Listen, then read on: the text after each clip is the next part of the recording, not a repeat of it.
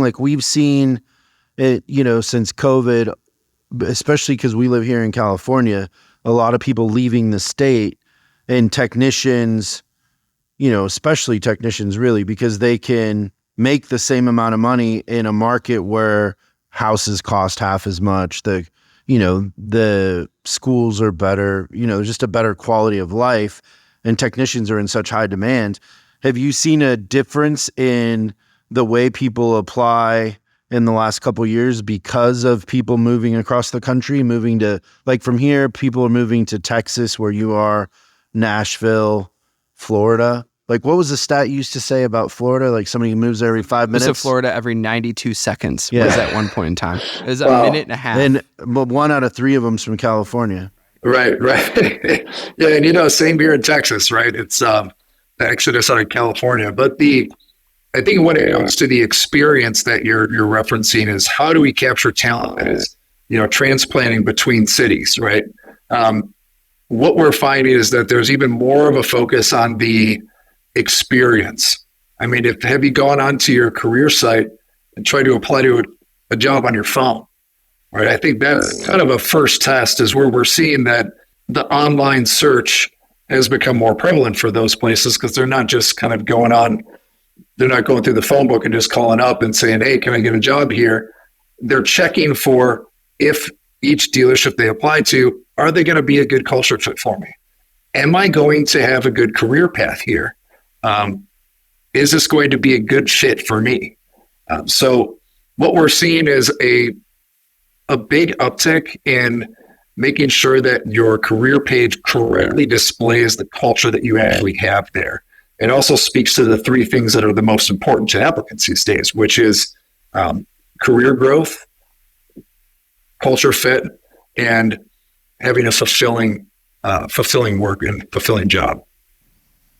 So what about, cause the thing that we've found and done and encouraged is actually like taking over that kind of move in a sense of flying them out with their spouse, getting to know them, then helping them with relocation. So you might do a 90-day apartment for them while they get settled and learn the area.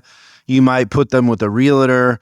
In a sense, a lot of the things that the NFL teams would do, right? Like when a player gets drafted, there's somebody on every NFL team that's like, hey, you want to live in this part of town, you don't want to live in this one. Mm-hmm. Here's where you want to shop for groceries. Just taking away all the basic things that you worry about. I moved a couple years ago from downtown LA to Hollywood, and like it's very disruptive. Like you don't know, you got to find a new dry cleaner, a new grocery store, all of that. And so when you're moving across country, you gain loyalty by taking away that and being the one that hosts them and drives them around and meets the spouse. The other thing that we do is when we offer the job, we will send the wife flowers and say, hey, welcome to the family. Because, you've met her and driven her around. But I think a lot of times we leave that to chance. And if you look at how much gross a technician creates, it can be, it can be 250, 300,000 a year, depending on the tech. Those little things add up to a lot of loyalty and getting them. If they're applying it I think a lot of times when they're moving there, if you like, let's say you're moving to Austin and you're a BMW tech, there aren't 7 BMW dealerships there. There's 2. So, that's even harder in a sense when there's only 2, right? You got to really stand out. So I think that there's something with that intention and attention to detail. Like if you're caring about where someone shops for groceries, I think that that's sending the message that says, hey, welcome to the team. And we really care about your well-being. And then Steve, I don't know if this came up in your study or not, but do you know the difference between wallpaper and toilet paper? Wallpaper and toilet paper.